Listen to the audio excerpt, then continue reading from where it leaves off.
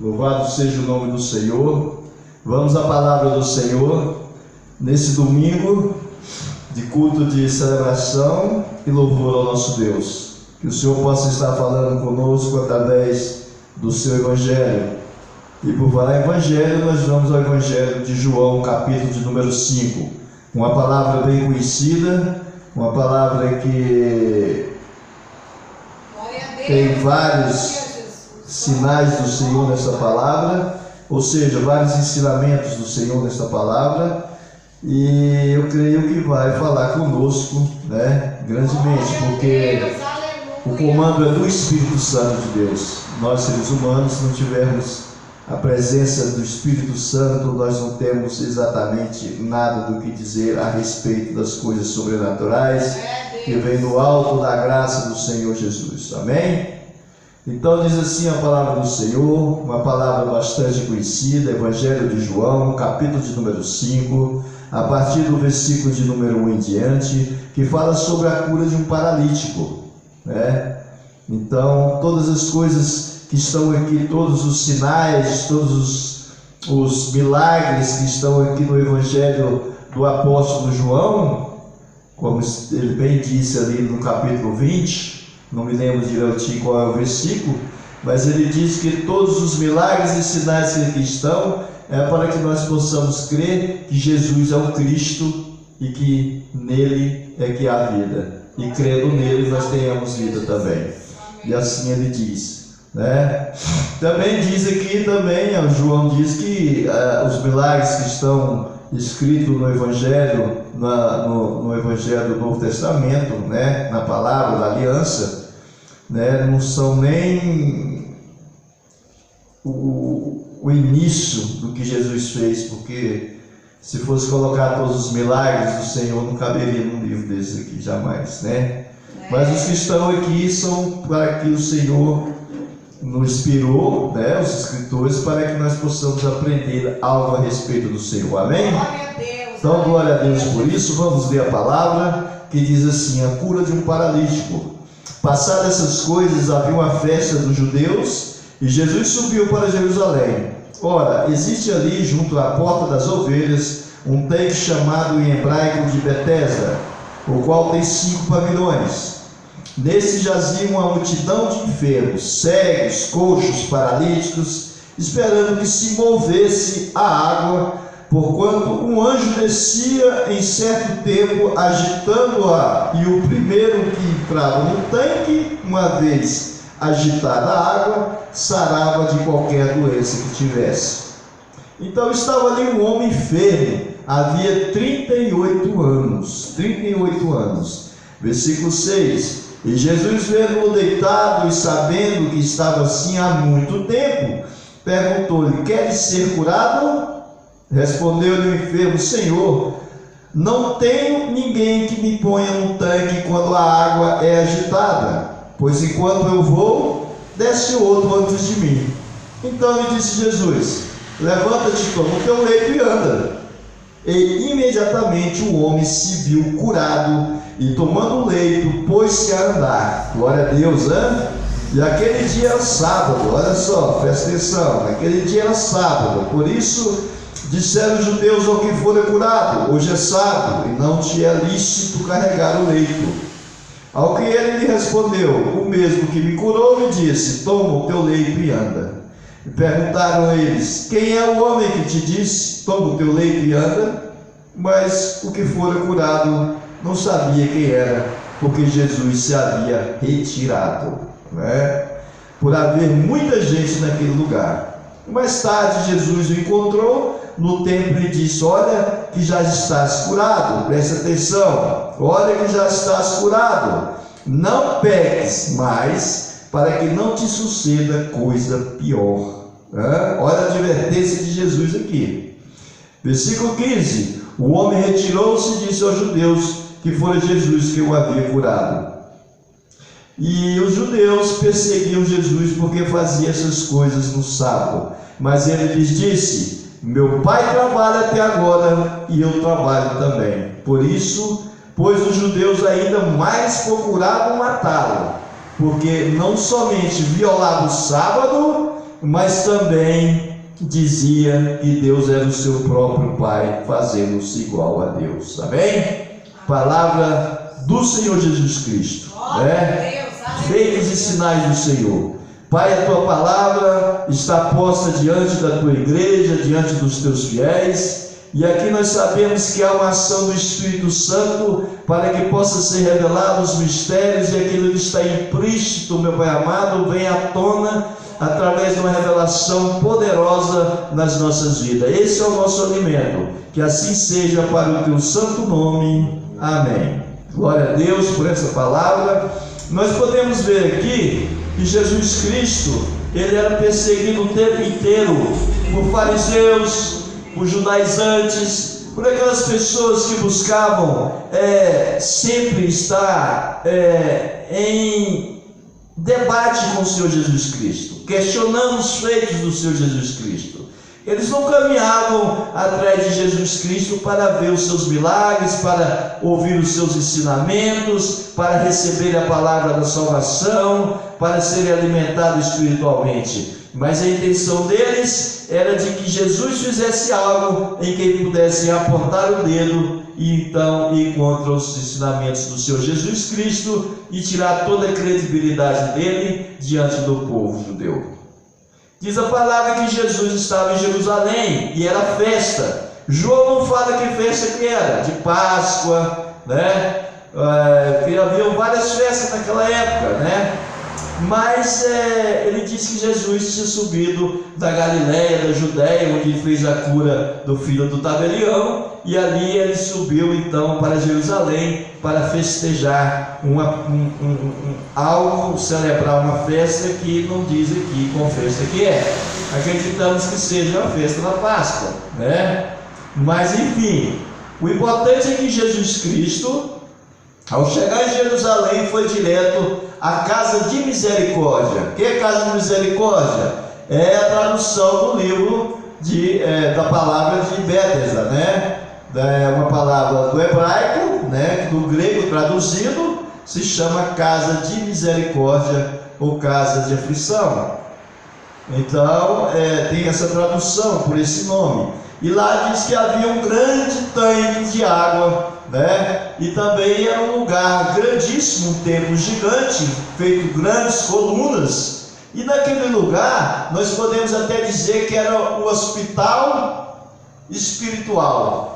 Era o pronto-socorro espiritual. Porque a palavra vem dizer que ali tinha o quê? Cegos, surdos, coxos e todo tipo de enfermos. Então eles estavam ali constantemente naquele lugar. Então nós podemos imaginar, né, fazendo analogia, de que ali era um hospital espiritual, um PS espiritual, onde as pessoas estavam ali para serem curadas, buscando ali então uma perspectiva de cura. E ali naquele lugar era um lugar onde que as pessoas se aglomeravam no chão, porque não tinha lugar para se sentar. Então tinha um tanque gigante, um tanque no meio do salão desse átrio, né, um átrio gigante, como eu já havia dito, cheio de colunas, e as pessoas se espalhavam lá. E havia pessoas em volta daquele tanque. O interessante é que, por estar muita gente naquele lugar, por ter muitos enfermos, muitas pessoas, inclusive aqueles acompanhantes também daquelas pessoas enfermas, porque muitos que estavam lá não podiam andar, né? Como que eles chegavam nesse lugar? Até mesmo desse que está aqui em evidência, desse cego, desse coxo aqui, desse paralítico, que ele então devia ser um paraplégico ou um tetraplégico, né? Porque ele não podia andar, até porque ele diz aqui que ele não conseguia alcançar as águas quando ela era agitada, porque, segundo a palavra, aquele que entrasse em primeiro lugar, quando descia um anjo e agitava as águas, então recebia a cura. Alguns estudiosos falam que aquilo ali era uma água medicinal, que até ela era vermelha a água, cor de sangue mesmo, né? E que havia algo medicinal ali. Mas nada é comprovado através de estudos, porque a Bíblia não vem relatar exatamente isso. O foco da Bíblia, o foco da palavra, quando foi colocada essa passagem aqui, não era saber se a água era medicinal, se a água tinha algum produto milagroso nela, enfim, o foco aqui é outro, né? E assim dizia também que descia um anjo e agitava essa água. E no agitar dessa água é que então que se fazia acontecer um grande milagre. Né? Nós podemos também estar aqui crendo, imaginando também, que as pessoas tinham recebido esse milagre, porque senão não estaria gritando de enfermos ali. Então, se foi relatado isso, é porque alguns milagres aconteceram verdadeiramente naquele lugar, quando as pessoas entraram ali naquela água e verdadeiramente saíram curadas. Então Jesus chega em Jerusalém e vai direto para a Porta das Ovelhas, né? Jerusalém é uma cidade cercada por várias portas, várias entradas, e essa Porta das Ovelhas é uma das entradas do lado oeste de Jerusalém, e ela dava diretamente nesse templo, né, de misericórdia. Então Jesus já foi diretamente naquele lugar. Jesus já sabia o que fazer pela sua onisciência. Tudo que Jesus faz, onde Jesus vai, o que Jesus toma qualquer iniciativa, existe um propósito, nada é aleatório o que o nosso Senhor Jesus Cristo fez. Glória né? a Deus, então ele saiu e foi para Jerusalém exatamente na intenção de operar esse milagre na vida daquele paralítico. Podemos também estar pensando aqui, ou analisando, né, ou fazendo analogia, porque a Bíblia nos relata especificamente sobre a vida pessoal desse paralítico, mas nos diz inclusive então que ele estava há 38 anos naquele estado. Se ele estava 38 anos naquele estado, é porque ele não nasceu paralítico, ele ficou paralítico ou tetraplégico, né? E nós sabemos que muitas coisas ocorrem na vida das pessoas, porque Deus não vai pôr uma enfermidade na tua vida, Deus não vai pôr algo terrível na tua vida para te ensinar algo a respeito, né, do pecado ou não. Ele não vai te pôr prostrado na cama para você ter uma ideia daquilo que você cometeu, mas as suas atitudes, os seus atos, a tua conduta o levam a ficar nesse estado. E é uma permissão de Deus quando não há uma mão de livramento dele. Então é assim que Deus ensina, através de uma situação dessa. Quem ninguém sabe como era a vida daquela pessoa, daquele homem, como é que conduzia a sua vida, mas ele já foi bom dia, porque há 38 anos ele está nesse estado, então ele já teve um estado perfeito, onde que ele já caminhava e ele tinha uma vida normal, e agora há 38 anos ele estava naquele leito. Então ele corria e geralmente ele estava ali constantemente, ali naquela casa de misericórdia, aguardando um dia que ele pudesse ter a oportunidade de ser o primeiro a entrar dentro daquelas águas e receber a sua cura definitivamente. Glória a Deus, aleluia, Jesus. Muitas vezes nós esperamos algo da parte do Senhor, mas a nossa impaciência faz com que nós percamos as nossas bênçãos ou aquilo que o Senhor tem projetado para as nossas vidas. É Deus. A nossa falta de paciência, né, faz com que nós tomemos decisões precipitadas. A nossa falta de paciência, aquela falta de ter confiança e esperança, principalmente nas coisas que diz respeito ao Evangelho, às coisas de Deus, faz com que nós tomemos certas condutas que nos traz algumas perdas, algumas cicatrizes e algumas situações de conflito e algumas situações de tribulação na nossa vida, seja ela financeira, seja ela na parte pessoal, seja ela na nossa saúde. Mas esse tipo de atitude não é uma atitude boa, porque a palavra do Senhor diz que o salário do pecado é a morte. O salário do pecado é a morte. Então tudo que se faz, toda ação do ser humano tem uma consequência. Então tudo que você comete aqui em vida, há uma consequência ainda que em vida, por seu ato, pela sua atitude. Nada fica impune, nada fica do jeito que era,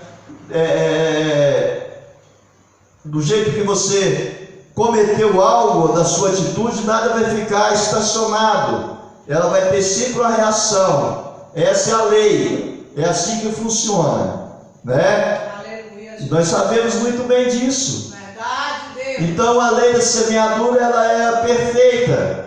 Aquilo que se planta é aquilo que se colhe. Se você planta algo ruim, você vai colher coisas ruins. Ao contrário, se você planta boas coisas, a tendência é você receber coisas boas. Da mesma forma, é ação e reação aqui no mundo.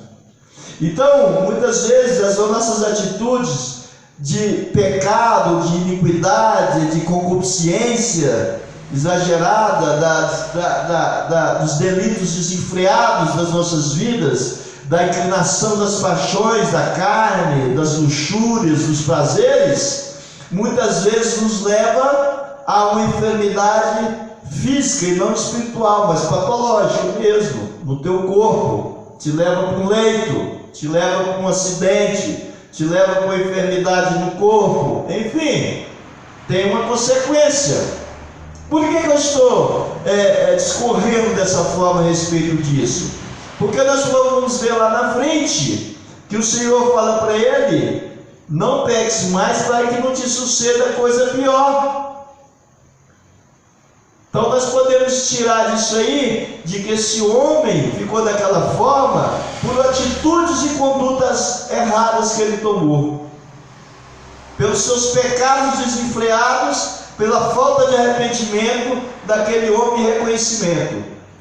Ninguém sabe o que aquele homem fez, né? Mas algo ele fez para que ele ficasse naquelas condições.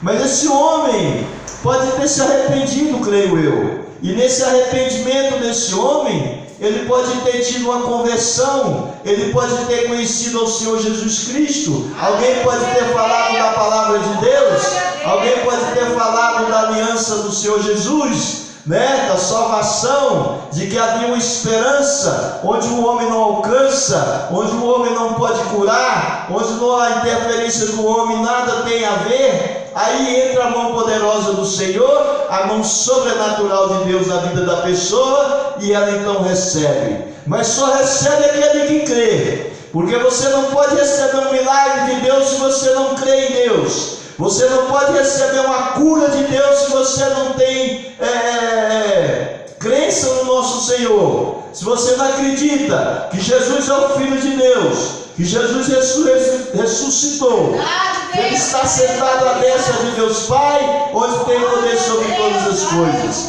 Essa é a esperança que nós temos de receber do Senhor a vida eterna, pelo seu sangue derramado na cruz, cujo preço Ele pagou por todos nós.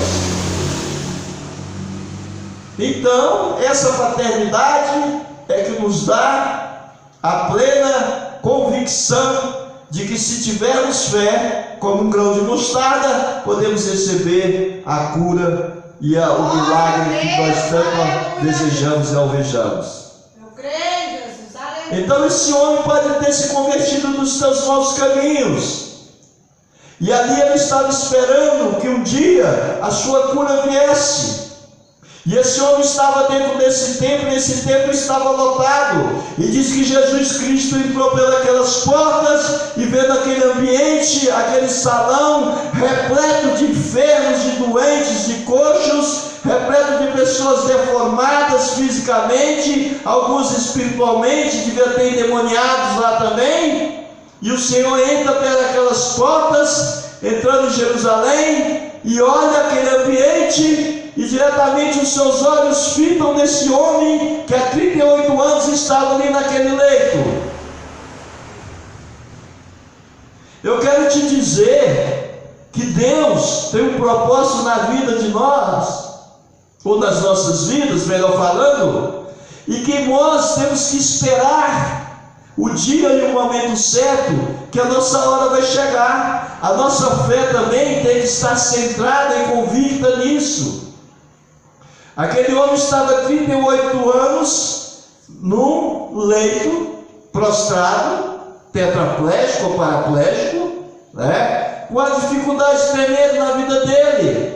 Devia ter alto sofrimento, principalmente naquela época, naquele tempo, onde essas pessoas viviam unicamente de pedir esmolas.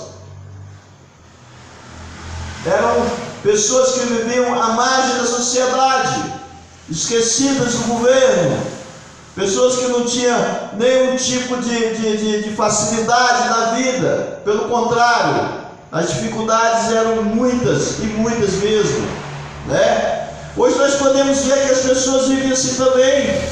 Os menos favorecidos vivem à margem da sociedade.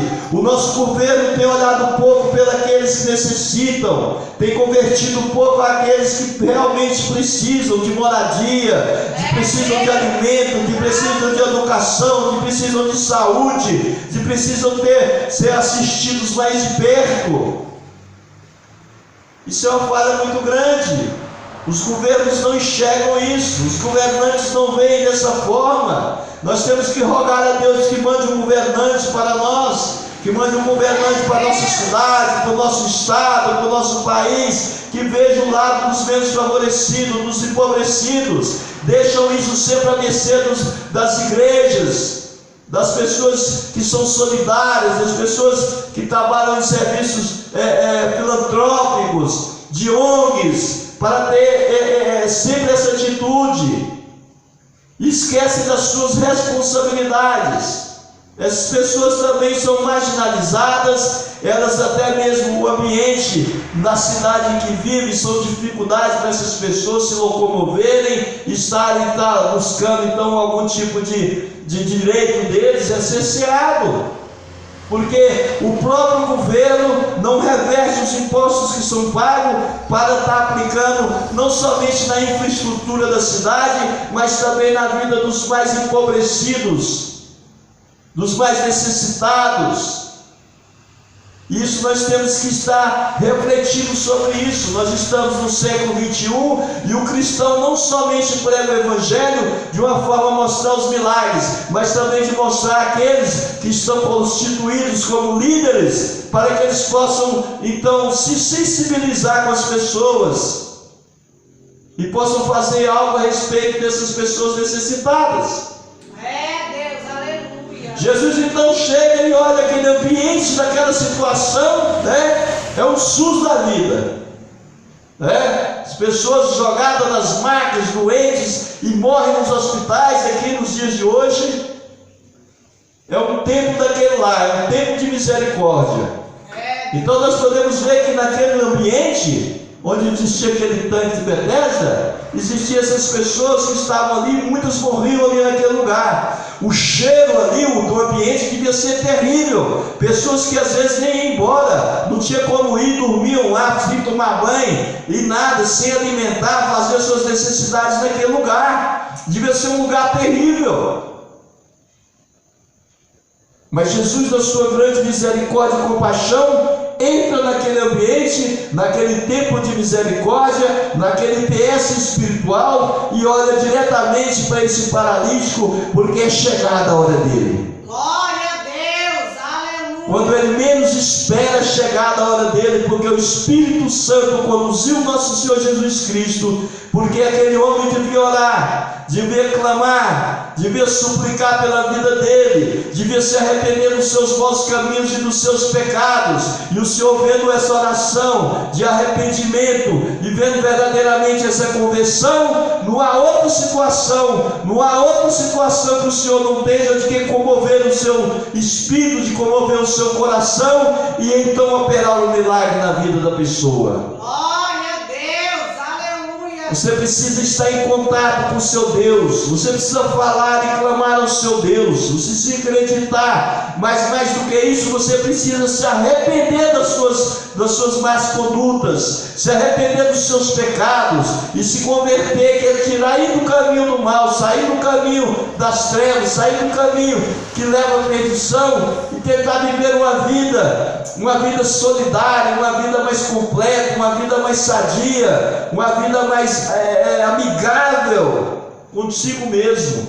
Glória a Deus, aleluia. Porque a ação das pessoas que se convertem a Jesus Cristo é exatamente a solidariedade uns para com os outros. Então a obra que nós não fazemos para mostrarmos para as pessoas, mas porque a presença do Senhor nas nossas vidas nos move a fazer a obra do Senhor Jesus Cristo, que foi essa que Ele fez, de ajudar as pessoas necessitadas. Então muitas vezes as pessoas se confundem, porque nós fazemos as coisas por um mover do Espírito do Senhor nas nossas vidas. Então quando nós olhamos as pessoas necessitadas, nós temos um olhar de compaixão e de misericórdia, e é nesse olhar de compaixão que nos move então a ajudar as pessoas. Porque se nós não tivermos a presença de Deus na nossa vida, nós vamos passar por essas pessoas como se fosse um cachorro ou um animal comum que estivesse caído ali no chão. Nós não vamos nos importar com esse tipo de pessoa, porque nós vamos olhar para nós mesmos.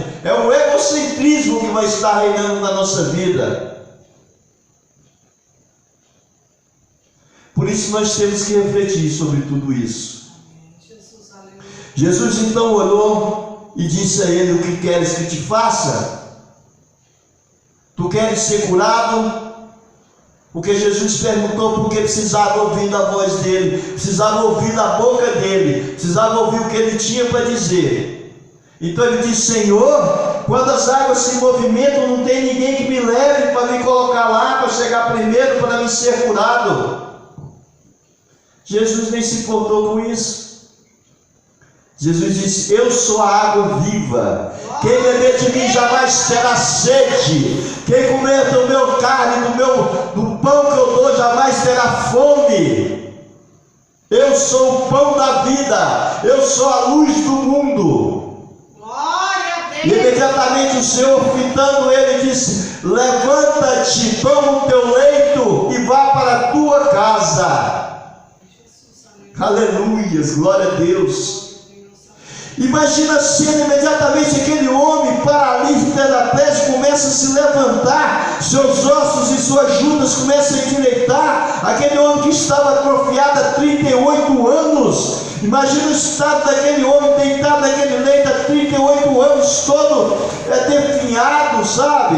Todo retorcido, porque não havia movimento há 38 anos naqueles ossos, naqueles músculos. Então a tendência é eles definharem, atrofiarem. E aquele homem começa a se tomar forma ali, deitado ali naquele leito, começa seus ossos se juntarem de uma forma perfeita, desentortarem os seus músculos, juntarem novamente as suas ligaduras dos dedos, dos joelhos, dos tornozelos, dos braços, a se formarem. Aquele homem se levanta sadio, porque quando Jesus cura, Ele cura por inteiro. Imediatamente todo mundo viu aquela cena e disse que tinha milhares de pessoas naquele lugar e viram o feito de Jesus Cristo. E o Senhor imediatamente disse: toma o teu leito, porque naquela época os leitos eram feitos de palha com algodão grosso, com um cordão grosso. Era tipo um colchonete, algo bem levezinho que eles carregavam. Por isso ele dizia: toma o teu leito, envolva o teu leito, põe debaixo do braço e leva. Não esqueça desse leito teu, para você lembrar de onde eu te tirei. O dia que você olhar para ele, você vai lembrar. O dia que você querer desviar dos seus maus caminhos, o dia que você procurar novamente o pecado, você vai olhar para esse leito e você então vai pensar duas vezes antes de praticá-lo. Toma o teu leito e leva e vai para a tua casa. E aquele homem foi curado, foi liberto, depois de 38 anos, e ele louvava e adorava o nome do Senhor. E houve um grande tumulto naquele lugar, porque Jesus disse que saiu apressadamente pelo número de pessoas que havia ali. Então às vezes você está no meio da multidão, você está numa situação que você pensa que Deus não vai olhar para você. Às vezes você clama, você ora, você pede: Senhor, não ouve minhas orações, o Senhor não me vê, o Senhor não me enxerga. Mas o Senhor, quando entrou naquele templo, Ele fitou diretamente naquele homem, no meio daquela multidão. O teu dia chegou. Hoje pode ser o dia do teu milagre também. Se você abrir o teu coração para receber algo da parte do Senhor, se você se arrepender dos seus maus caminhos, se você se converter verdadeiramente no teu coração a Deus, se você crer e acreditar, o Senhor pode estar agora tocando em você, porque Ele está te vendo, e o teu milagre pode acontecer no dia de hoje. Glória a Deus, aleluia, Jesus. As suas orações são escutadas, Eu creio. as suas orações são ouvidas. E muitas vezes não acontece porque a incredulidade chega primeiro ao teu coração. Muitas vezes você toma atitudes precipitadas, você não aguarda na presença do Senhor, porque tudo é um aprendizado, tudo é um ensinamento do nosso Deus nas nossas vidas. E no momento certo, porque Ele sabe qual é o momento exato de você receber aquela bênção, então Ele vem com a tua mão forte e poderosa, com o teu amor imerecido, com o teu amor sobrenatural, sabe, com o teu poder maravilhoso, e opera na vida um milagre, aquilo que o homem não pode, aquilo que o homem já descansou. Ele é o Deus do cosmos, tudo está sob o comando do nosso Senhor. Quando que o homem vai perceber isso? Quando que o homem vai perceber que tudo que existe, as naturezas, os rios, as estrelas, o sol, tudo que acontece, inclusive a vida do ser humano, foi o Senhor quem operou? Aleluia, Jesus. Foi Deus que o fez. Pai. Então aquele homem recebe. Então quem estava lá? Os judaizantes, os escribas e fariseus, aqueles homens da lei, grandes estudiosos, mas que estavam ali com o coração para buscar o Senhor Jesus Cristo, e algum errozinho que não ia acontecer jamais, porque o Senhor jamais errou. E aí eles dizem: então tu tem todos os dias para curar e cura no sábado? Eles não estavam preocupados com a cura daquele homem, eles estavam preocupados se aquele dia era sábado ou não. Jesus disse: meu Pai trabalha até hoje e eu também, para mostrar para eles que Ele era o Filho de Deus, e que Deus nunca, jamais esquece de nós, e que Ele trabalha por nós, mesmo no silêncio Ele trabalha por nós, mesmo que nós às vezes não ouvimos a voz dEle, Ele está trabalhando por nós, Ele está operando em nossas vidas, Ele sabe quais as nossas necessidades, com os nossos sonhos, os nossos planos, o que nós almejamos, porque Deus cuida daqueles que Ele ama. Verdade, Deus. Aleluia, louvado seja o nome do Senhor. Glória. Então o Senhor fala assim para aqueles homens: meu Pai trabalha até hoje, eu também. Não é lícito fazer o bem no dia de sábado, não vem com aquelas tradições, com essas leis humanas, não. Hoje em dia acontece muito isso, as pessoas tentam impor as tradições, as leis dos homens, e querer misturar com as coisas de Deus, principalmente com a palavra divina, poderosa, perfeita, como é nas Escrituras Sagradas. Tentam converter as pessoas através de coisas dos homens, e elas têm que ser convertidas através da palavra do Senhor Jesus Cristo, através do manual do ser humano, que são as Escrituras Sagradas.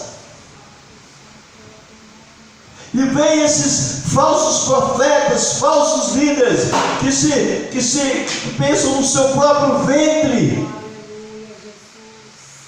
que pensam no seu próprio deleite, que usam dos milagres e das curas da fé das pessoas, como se eles fossem o próprio Deus e tivesse operado aquilo ali, e ficam juntando tesouros e dinheiro, tirando dos menos favorecidos. Era o caso daqueles homens, tinham medo de Jesus Cristo, porque Jesus fazia as coisas, sabe, de acordo com a palavra de Deus, e com grande autoridade, e sempre louvando e adorando Deus. E eles não queriam isso, porque eles queriam a glória para eles, eles queriam ser respeitados, eles queriam ter a honra para eles. E o Senhor não divide a sua honra com ninguém. Por isso Jesus estava lá para dizer isso. Então nós temos que ter cuidado com esses televisivos líderes espirituais que estão aí arrancando todo tipo de dinheiro, fazendo todo tipo de campanhas. Toda campanha para arrecadar isso, arrecadar aquilo, é terra não sei de onde, Jerusalém, é água do Rio Jordão, é a flor não sei de quê, é a flor não sei de onde, é o lencinho que cura. Temos que estar atentos a esse tipo de coisa, dessa doutrina humana, de prosperidade, de dinheiro. E o verdadeiro evangelho, ele fica em segundo plano, usam ele para o seu próprio deleite. Jesus Cristo não estava ensinando isso naquele momento.